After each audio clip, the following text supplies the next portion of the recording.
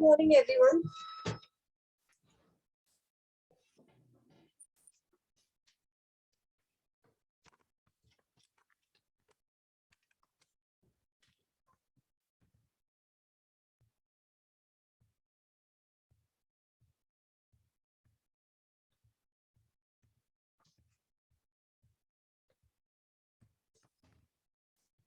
कल हम लोग रेस्पिरेटरी डिसऑर्डर्स के बारे में डिस्कस कर रहे थे, which is the last topic of this chapter.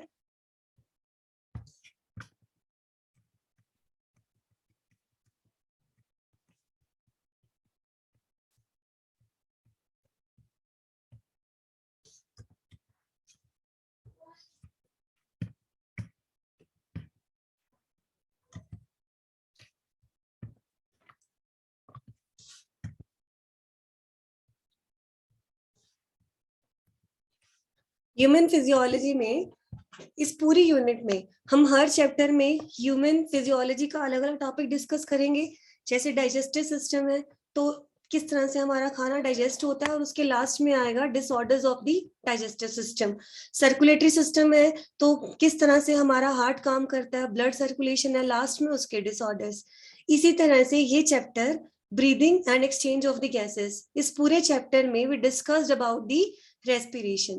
पूरे चैप्टर में हमने यही डिस्कस किया था कि रेस्पिरेशन कैसे होती है, ब्रीदिंग कैसे है, कैसे गैसियस एक्सचेंज करते हो, राइट. लास्ट टॉपिक है रेस्पिरेटरी डिसऑर्डर्स. ऐसी कौन कौन सी कंडीशंस हैं या ऐसी कौन कौन सी डिसीजेस हैं जो आपकी रेस्पिरेटरी सिस्टम पे अफेक्ट करती हैं, नेगेटिव इम्पैक्ट कॉज करती हैं, राइट. अब तुम्हें पता है कि लंग्स में बहुत सारी डिसीजेस हो जाती हैं, कभी कभी हमें नेजल प्रॉब्लम हो जाती है, थ्रोट प्रॉब्लम हो जाती है, ट्रैकिया में, ब्रोंकाई में. ह्यूमन रेस्पिरेटरी सिस्टम के किसी भी ऑर्गन में दिक्कत आ सकती है. अगर ह्यूमन रेस्पिरेटरी सिस्टम प्रॉपरली काम नहीं कर रहा है तो उसको आप क्या कहोगे, देखिए रेस्पिरेटरी डिसऑर्डर हो गया है. ठीक है, तो पहला है इन्फेक्शियस रेस्पिरेटरी डिसऑर्डर. ऐसा भी हो सकता है कि कोई बैक्टीरिया, कोई वायरस, कोई फंगस उसने आपके लंग्स पे अटैक किया. जैसे अब आजकल आप सुन रहे हो कोविड-19. कोविड-19 क्या करता है, नोज पे अटैक करता है, गले पे अटैक करता है, फाइनली ये कहाँ अटैक करता है, आपके लंग्स पे डैमेज करता है. तो जो कोविड-19 है that is a kind of pneumonia. Pneumonia का मतलब होता है बेटा लंग्स का इन्फेक्शन. जब आपके लंग्स में, आपके एल्वेलाई में फ्लूइड फिल हो जाता है और गैसेस एक्सचेंज प्रॉपर नहीं हो पाता, this is known as the pneumonia. Pneumo का मतलब ही एयर होता है. ठीक है, तो टीबी है, पर्ट्यूसिस है, काली खांसी जिसको बोलते हैं, निमोनिया, डिफ्थीरिया. डिफ्थीरिया भी गले की बीमारी होती है, छोटे बच्चों में ये ज्यादा होती है. तो ये ऐसे डिसऑर्डर्स हैं, ऐसी डिसीजेस हैं जो रेस्पिरेटरी सिस्टम को अफेक्ट करती है. ठीक है, और ये या तो किसी बैक्टीरिया से होती है, या वायरस से, या फंगस से. ऑलराइट, डिफ्थीरिया जो है वो एक बैक्टीरियल डिसीज है, बैक्टीरियल डिसीज है. ठीक है, टीबी है, ये भी बैक्टीरिया से होता है. निमोनिया जो है वो वायरल भी है और बैक्टीरिया भी है. मेनी टाइम्स फंगस में ऑल्सो अटैक आर लंग्स. आपको ये मेन 4 डिसीजेस के नाम याद रखने हैं, that may be caused by any bacteria, virus, fungus. You can even write about the कोविड-19 कि ये एक वायरस है जो आपके लंग्स पे, रेस्पिरेटरी सिस्टम पे अटैक करता है. फिर हो सकता है इनका कोई इन्फेक्शन ना हो, या लंग्स में जो है वो कैंसर हो जाए, ट्यूमर हो जाए, that is also a respiratory disorder, right. अब उसमें क्या रहेगा कि कभी कभी कोई कार्सिनोजन है. कार्सिनोजन समझते हो, कैंसर कॉजिंग सब्सटेंसेस. जैसे अगर किसी इंसान ने बहुत लंबे समय तक टबैको स्मोकिंग करी है, सिगरेट स्मोकिंग कर रहा है, तो कार्सिनोजन होते हैं, न्यूटेंट्स होते हैं, ये हमारे माउथ की सेल्स को स्टिमुलेट करते हैं to keep on dividing and redividing. क्या होता है, हमारे गले में, आपने मूवीज में, फोटोज में देखा होगा, थ्रोट के अंदर ऐसे लंप ऑफ सेल बनना शुरू हो जाता है. That lump of cell is known as the tumour. और ये धीरे धीरे लंग्स में भी स्प्रेड हो जाएगा और क्या कॉज करेगा, लंग कैंसर. ये किसकी वजह से होते हैं, कार्सिनोजन, कैंसर कॉजिंग सब्सटेंसेस की वजह से. And the most common is tobacco smoking के अंदर होता है. जो सिगरेट स्मोक करते हैं उसमें एक कंपाउंड होता है बेंजपाइरिन. तभी लिखा हुआ होता है, सिगरेट के पैकेट पे भी लिखा होता है, cigarette smoking is injurious to health. The reason is कि उसमें बहुत ह्यूज अमाउंट ऑफ बेंजपाइरिन होती है, जो कैंसर कॉज करती है। Obstructive respiratory disorders, third number. Obstructive का मतलब होता है कहीं रुकावट आ जाती है, अड़चन आती है सांस लेने में। ऑब्स्ट्रक्टिव का मतलब ही यही होता है बेटा, एक तरह से ब्लॉकेज काइंड ऑफ कुछ आने लगता है। एक सेकेंड बेटा।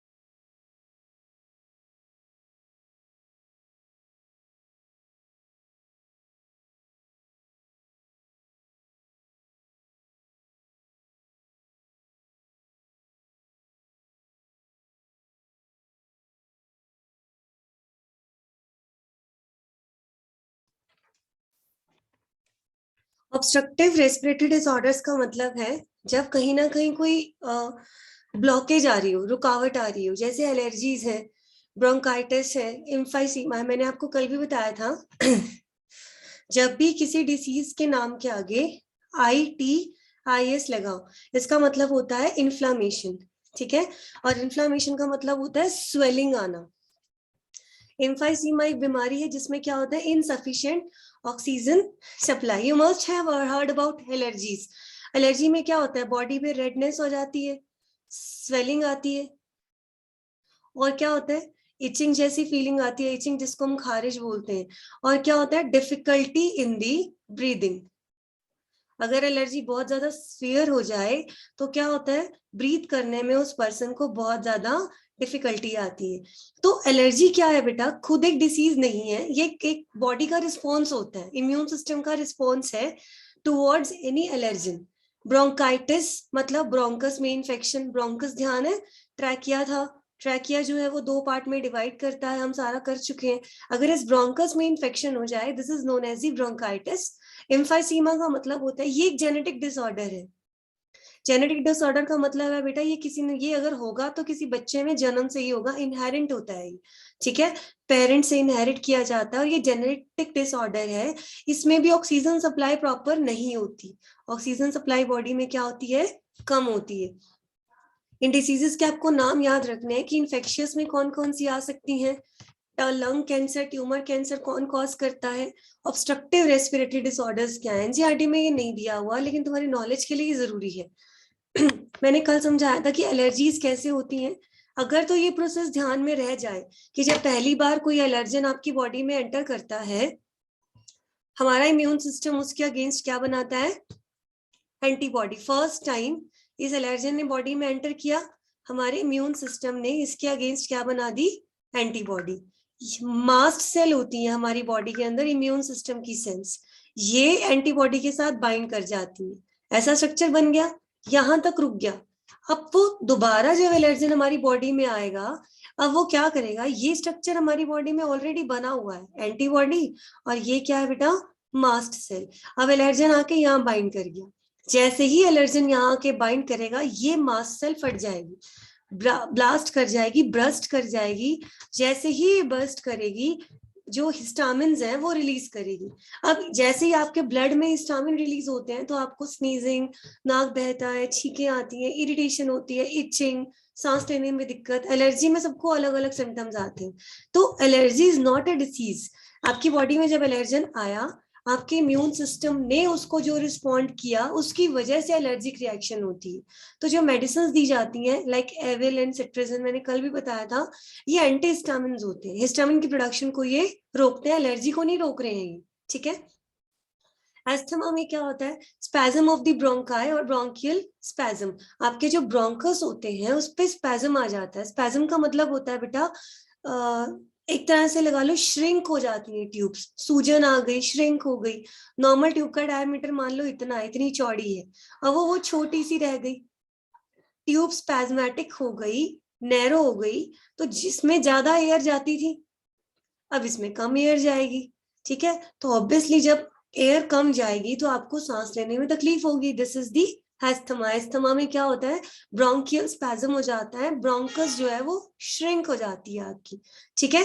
ये एस्थमा और ब्रोंकाइटिस दोनों मोर और लेस सेम है, the only difference is asthma के पेशेंट में स्पुटम ज्यादा होता है, बलगम सुनी होगी आपने गले में, वो ज्यादा होती है, लेकिन ब्रोंकाइटिस के केस में स्पुटम नेग्लिजिबल होती है। इसी से बस डॉक्टर पता लगा सकते हैं कि ये ब्रोंकाइटिस है या एस्थमा है, अदरवाइज सिम्टम दोनों के काफी हद तक सेम रहते हैं।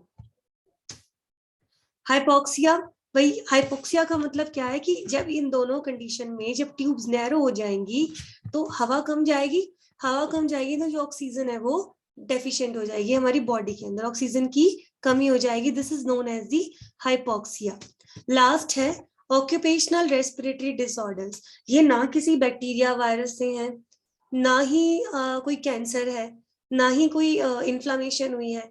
कोई इंसान बहुत लंबे टाइम तक ऐसी इंडस्ट्री में काम करता है जहां सिलिका के एक्सपोजर में रहता है वो, या वो स्टोन ग्राइंडिंग का काम करता है, मतलब कुछ ऐसा जो सांस के जरिए उसके अंदर जा रहा है काफी लंबे टाइम तक। अब धीरे धीरे उसकी नोज में, उसके लंग्स में इन्फ्लामेशन होने लगेगी। इन्फ्लामेशन का मतलब होता है बेटा स्वेलिंग काइंड ऑफ इरिटेशन, ठीक है। अब क्या होगा, उसके अंदर फाइब्रोसिस स्टार्ट हो जाएगा। फाइब्रोसिस का मतलब होता है अंदर के जो टिश्यूज होते हैं ना वो हार्ड हो जाते हैं, फाइबर बनने लग जाता है, ultimately it leads to the damage to the lungs. इसका एज सच तो कोई इलाज है नहीं, ठीक है। अब इसमें एक ही प्रिकॉशन ले सकते हो कि वियर दी मास्क। जो ऐसी इंडस्ट्रीज में वर्कर्स काम करते हैं उनके लिए मैंडेटरी होता है कि वो मास्क पहन कर रखे। सिलिका से अगर इन्फेक्शन होगा तो उसको कहते हैं सिलिकोसिस। ऐसी एस्बेस्टस एक कंपाउंड होता है, उससे बहुत ज्यादा इन्फेक्शन होता है लंग्स में, उसको कहते हैं एस्बेस्टोसिस, ठीक है। इस तरह से ये तरह तरह के रेस्पिरेटरी डिसऑर्डर्स हैं, इन्फेक्शियस भी हो सकते हैं, ठीक है, कैंसर ट्यूमर भी हो सकता है। ऑब्स्ट्रक्टिव में आपने पढ़ा एस्थमा, एलर्जीज, ठीक है, ब्रोंकाइटिस। फिर हमने पढ़ा ऑक्यूपेशनल रेस्पिरेटरी डिसऑर्डर्स। ये एलर्जी वाला ध्यान रखना, एलर्जी में क्या होता है, एलर्जी खुद डिसीज नहीं है। हम अगर कहें कि जो एलर्जी है that is the exaggerated response of immune system, बढ़ा चढ़ा के जब आपका इम्यून सिस्टम काम करने लग जाए, दिस इज द एलर्जी। वो एक डिसीज नहीं है, रिस्पॉन्स है, ठीक है। एक एग्जांपल देती हूँ छोटा सा। मान लो किसी बच्चे का बॉल गुम गया, ठीक है, आप घर वाले बॉल को ढूंढ रहे हो, ठीक है, that is a normal response, बच्चा रो रहा है और बॉल को ढूंढ रहे हैं। अगर उस बॉल को ढूंढने के लिए लोग पुलिस बुला लें, that is the exaggerated response. तो ये उससे रिलेट नहीं करना, सिर्फ समझाने के लिए था कि इम्यून सिस्टम जब आपका बहुत ज्यादा एग्जैजरेट रिस्पॉन्स करने लगता है दैट इज द एलर्जी। ये तो मैं वैसे नॉलेज भी होनी चाहिए। अब एलर्जी हर इंसान के लिए अलग है, एलर्जी हर इंसान के लिए अलग है, एलर्जन अलग अलग है। अब तुम ध्यान दो कि अगर किसी को कोविड-19 हो रहा है तो वो सबको कोरोना वायरस से ही होगा, राइट। अगर किसी को टाइफाइड हो रहा है तो साल्मोनेला टाइफी से ही होगा, पर्टिकुलर है सब इंसानों के लिए कि इससे ही होगा। एलर्जी सबके लिए सेम नहीं है, allergy is different for everyone, ठीक है। अब होगा क्या, पहली बार कोई एलर्जन बॉडी में आया, एलर्जन मतलब सपोज मेरी बॉडी जो है वो डस्ट पार्टिकल को एलर्जन मानती है, मतलब मेरी बॉडी इसको टॉलरेट नहीं कर सकती, तो मेरे लिए एलर्जन है, किसी और के लिए नहीं भी होगा। बॉडी में एंटर किया, इम्यून सिस्टम ने इसके अगेंस्ट एंटीबॉडी बना दी, एंटीबॉडी की शेप वाई शेप होती है, ठीक है। अब ये एंटीबॉडी, इम्यून सिस्टम में एक सेल होती है जिसको हम कहते हैं मास्ट सेल, ये एंटीबॉडी इससे जाके बाइंड कर गई, ठीक है, ये स्ट्रक्चर बन गया, this was the first time आया। कुछ वक्त के बाद बाय चांस यही डस्ट पार्टिकल दोबारा मेरी बॉडी में एंटर किया, अब मेरी बॉडी हाइपर एक्टिव हो जाएगी। ये स्ट्रक्चर, अब एंटीबॉडी दोबारा बनाने की जरूरत नहीं है, पहले मेरे इम्यून सिस्टम ने एंटीबॉडी बना दी थी। ये एलर्जन सीधा जाके इस पे बाइंड करेगा, जैसे ही ये बाइंड करेगा, ठीक है, ये जो मास्ट सेल है ये ब्रस्ट कर जाएगी, फट जाएगी, ठीक है, ये फटेगी और एक बाहर केमिकल को रिलीज करेगी, this chemical is known as the histamine. अब जहां जहां ये बॉडी में रिलीज होगा वहां पे रेडनेस होगी, स्वेलिंग होगी, जब एलर्जी होती है तो गर्मी सी फील होती है, सूजन आने लगती है, इचिंग होती है, और क्या है, इन्फ्लामेशन। तो ऐसी कोई दवा नहीं होती बेटा जो इसको रोक ले। दवा दी जाती है कि हिस्टामिन की प्रोडक्शन को रोका जाए, ताकि ये रेडनेस, स्वेलिंग, इचिंग, इन्फ्लामेशन, ये सब जो है वो बंद हो जाए। एलर्जी का सिर्फ एक ही सोल्यूशन है कि उस एलर्जन को अवॉइड किया जाए। तो ये this was all about the respiratory disorders.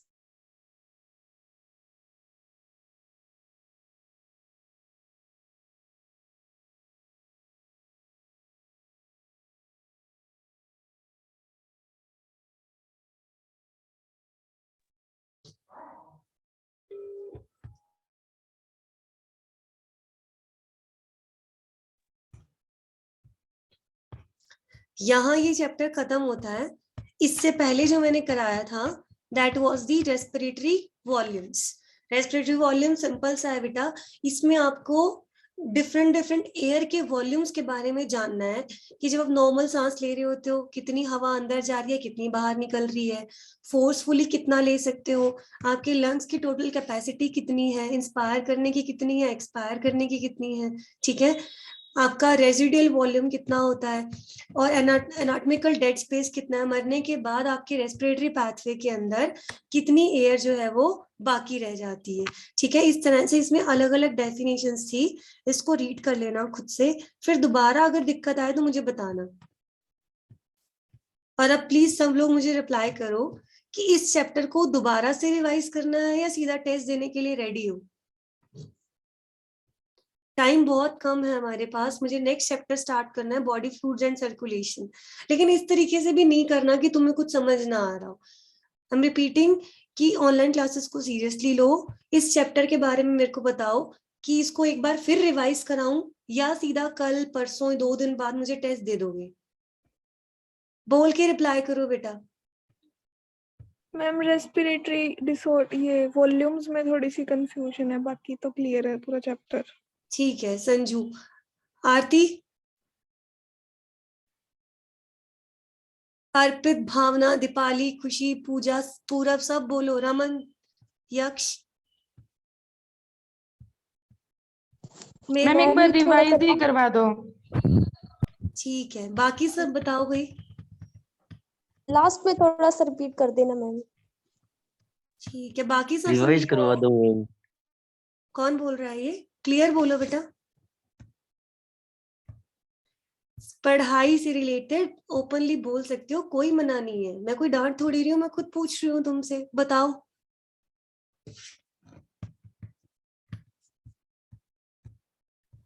Revise करा देना। कौन है ये, पूरा भाई रिवाइज या करा अक्षय? मैम।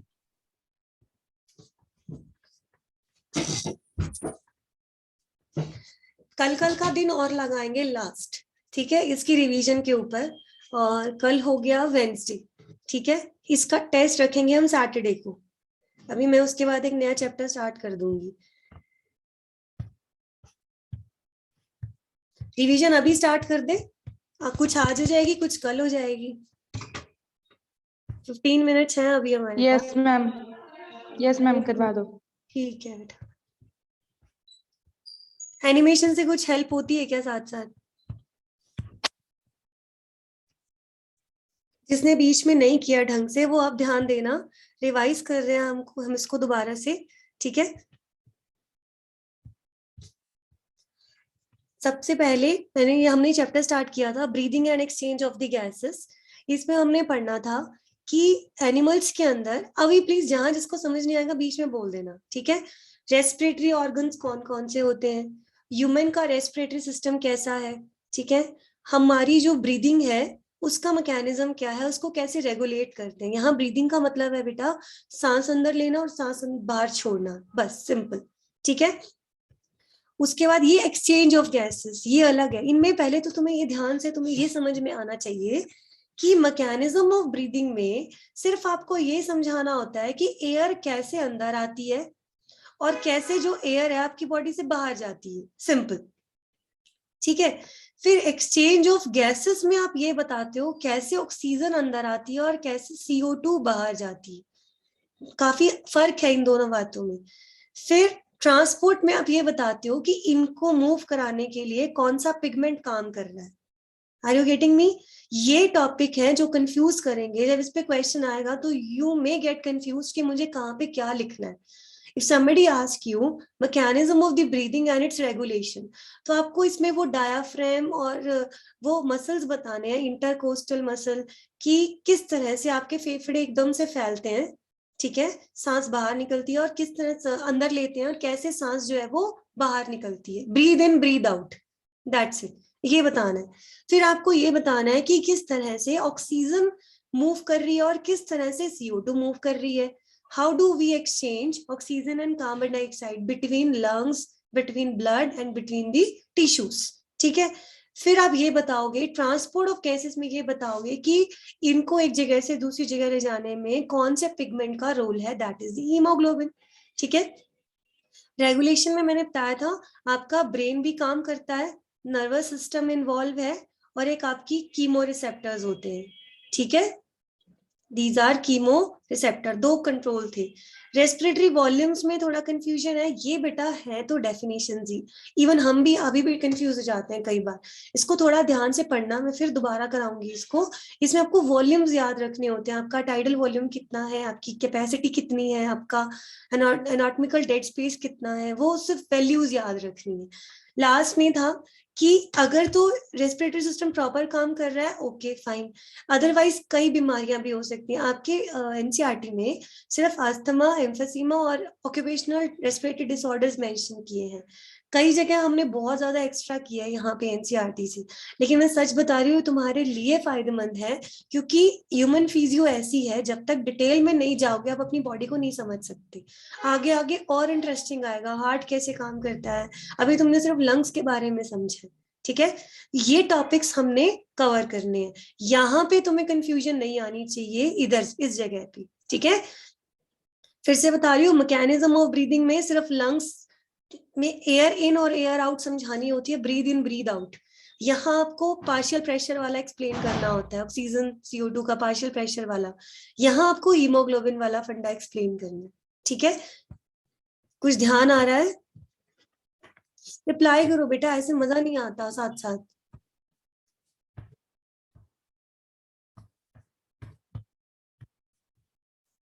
तो सबसे पहले मैंने बताया था कि what do you mean by respiration. Breaking down of the respiratory fuel to obtain energy is known as the respiration. हम पहले भी तो कर चुके हैं, आप कार्बोहाइड्रेट खाते हो, आप फैट्स खाते हो, प्रोटीन्स खाते हो, आपकी बॉडी की every cell break those materials, और क्या निकलता है, ATP।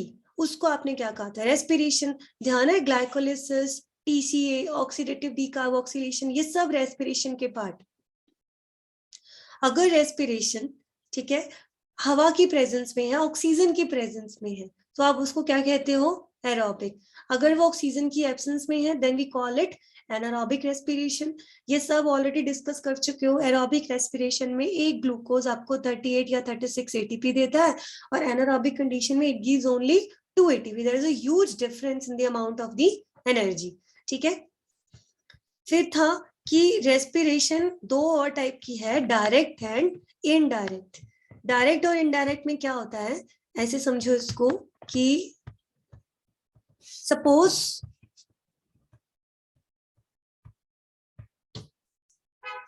ये सेल है, मेटाबॉलिज्म तो इसी के अंदर ही हो रहा है ना, इस सेल में ये न्यूक्लियस है। ठीक है, दिस इज द न्यूक्लियस। हम ग्लाइकोलिसिस कहे, TCA कहे, oxidative decarboxylation, electron transport chain, होता तो सब सेल के अंदर ही है, माइटोकॉन्ड्रिया वगैरह सब यही तो है। This is the nucleus suppose, और ये मान लो क्या है, माइटोकॉन्ड्रिया। तो रेस्पिरेशन सेल में ही हो रहा है। तो एक रेस्पिरेशन होती है डायरेक्ट और एक रेस्पिरेशन होती है इनडायरेक्ट। ये कहते हैं कि अगर मान लो जो सेल, ये सेल है, इसमें रेस्पिरेशन हो रही है, it is in direct contact with the air, खुद ही एयर के कॉन्टैक्ट में डायरेक्ट है, तो आप उसको क्या कहते हो, डायरेक्ट रेस्पिरेशन। ठीक है,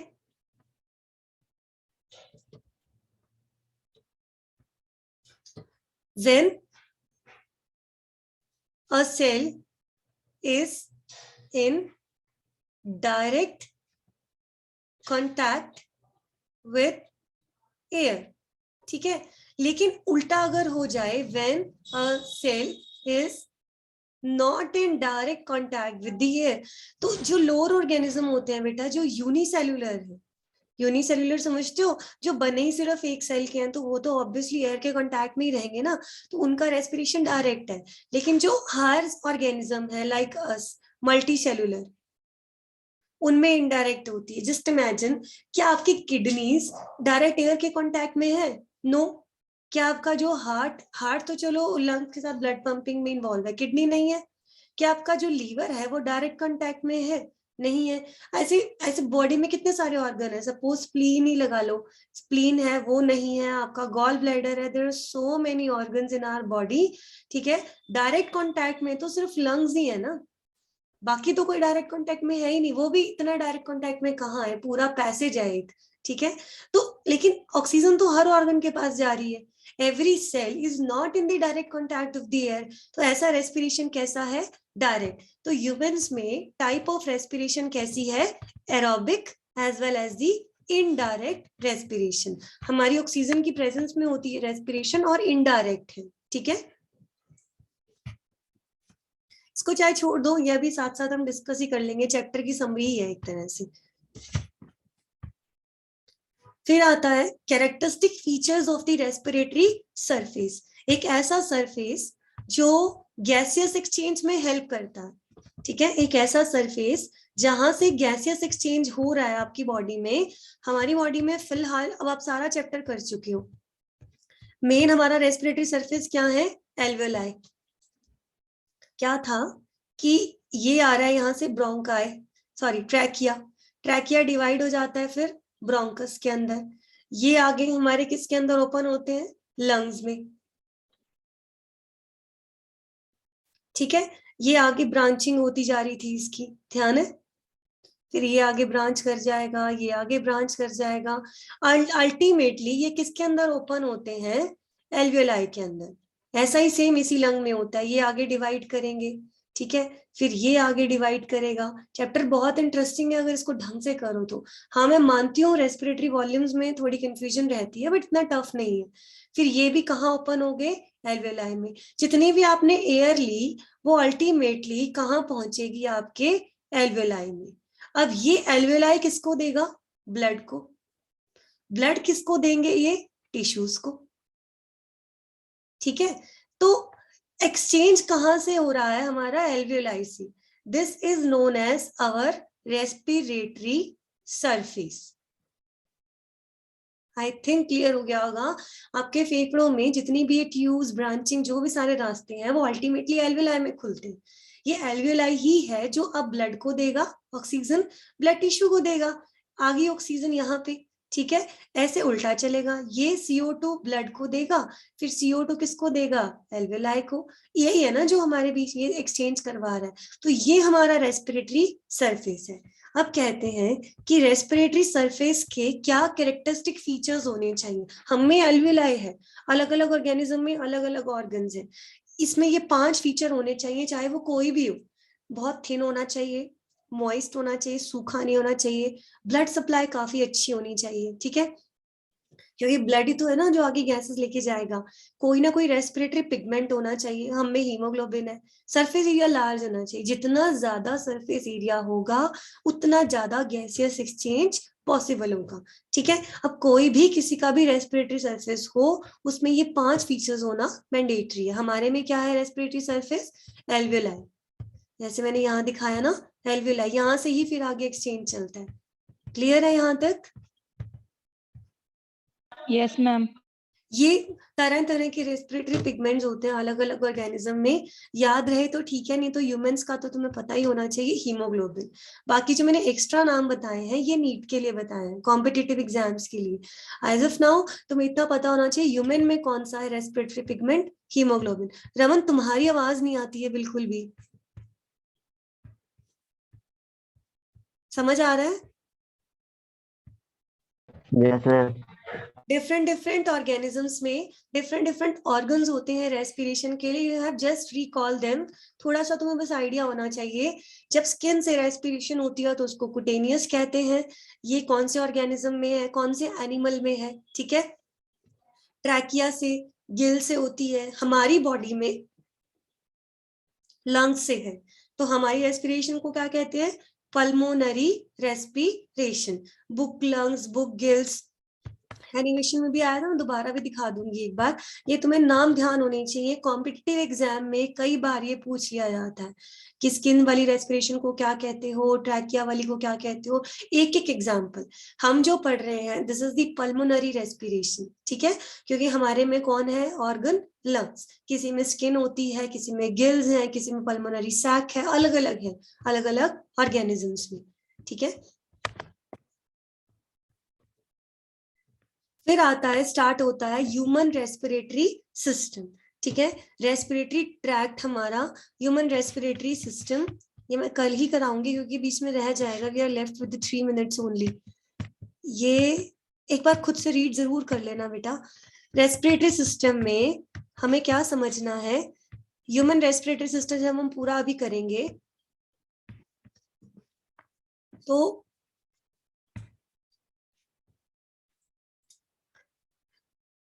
जैसे एक्सटर्नल नॉस्ट्रिल्स होती हैं हमारी, ठीक है, पूरा अच्छे से डायग्राम नहीं बन रहा मुझसे। ये हमारी क्या है? External nostrils. कुछ रट्टा मारने वाला है ही नहीं, पहले तो तुम्हें नाम पता होने चाहिए, ठीक है। External nostrils. फिर यहां से हवा अंदर जाती है, ये हवा हमारे कहाँ पहुंचती है? नेजल चैम्बर में। अगर तुम ह्यूमन फिजियो को ध्यान नहीं दोगे तो तुम्हारे लिए बहुत मुश्किल हो जाएगी, क्योंकि इंटरेस्टिंग बहुत है, आप अपनी बॉडी को समझ रहे हो, ठीक है। एक्सटर्नल नोस्ट्रिल्स है।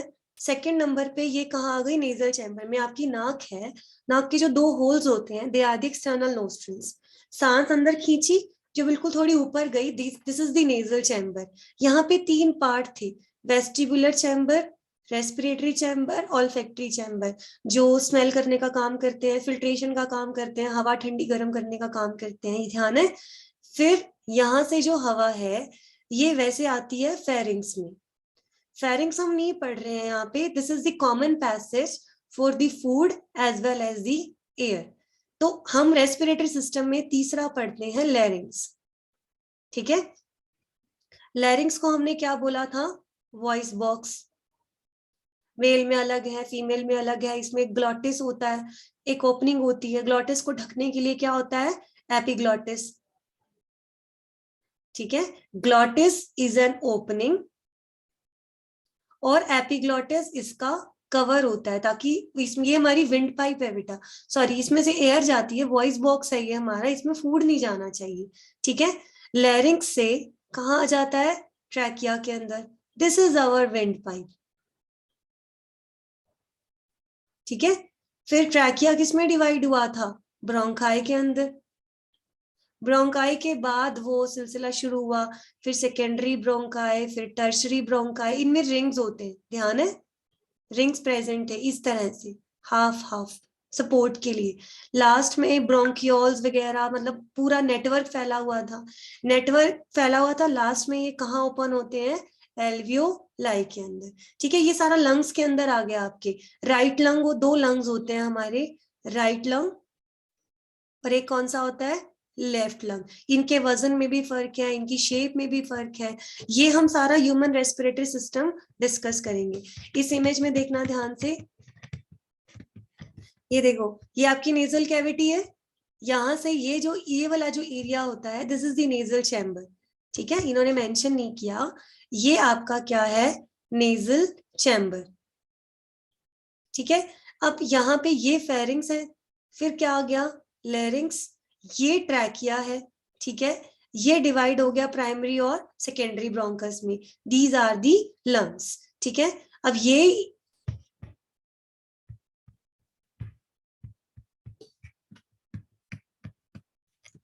यहाँ प्रॉपरली दिखाया, ये राइट लंग है, ये लेफ्ट लंग है। राइट लंग में 3 लोब्स होती हैं, लेफ्ट में 2 लोब्स होती हैं। ब्लू ब्लू कलर का जो क्या है? ये ट्रैकिया। इसके पीछे, जस्ट पीछे क्या होता है? ईसोफेगस,